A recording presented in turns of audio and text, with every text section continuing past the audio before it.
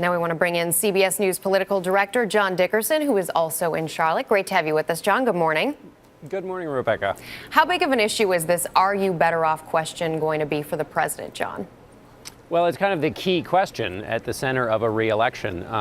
And we see today that the Obama campaign, yesterday they weren't ready to say that things are better off. Now they are. So it's been a good day in the last day. Things have gotten better. But it's tricky, of course, because if you say things are better off, you're in conflict with the majority of the country who don't think things are better off and who don't think that President Obama's policies have made things better. And that's the tension that will be throughout this convention, which is to argue, as the mayor just did, that things are better off than where they would have been, and they will be better off under Obama than Romney. That's different than saying they are actually better off. John, is it possible we hear the man try to make that case, that being Bill Clinton, who we're going to hear from on Wednesday night? What do we hear from Clinton on that night? I think what you hear from Clinton is a enjoyable tale. He's one of the best storytellers in politics, who will be able to remind people of where the country was and where it's come and where it will go. And so he will put everything in context. The challenge, though, is that not every voter is going to listen to that long contextual analysis of where things were and where they're going. And the Obama campaign has to hope that Clinton says something that can kind of puncture through and make this case that they're trying to make, which is while people don't feel things are better off, that they would have been worse, and that that's something to give the president positive points for.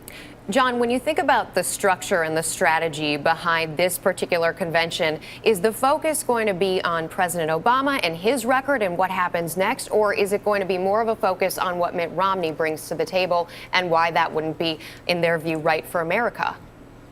It's going to be both, and what'll be interesting is the mix, because we've seen so far in this campaign a lot of it has been to frighten people about Mitt Romney and what he would propose, and now adding Paul Ryan to the mix. But they know, of course, that the president has to put forward a positive agenda, and particularly when they're saying that Mitt Romney and Paul Ryan haven't been very specific about where they would take the country. That then puts pressure on the president to be more specific about what he's going to do, and not just specific about the small things, but about the big questions. And that'll be one of the big questions here. Is he going to be specific about the big challenges that face the country? John, very quickly, what kind of bump did Mitt Romney get from the RNC, and what kind of bump is the president expecting from the DNC?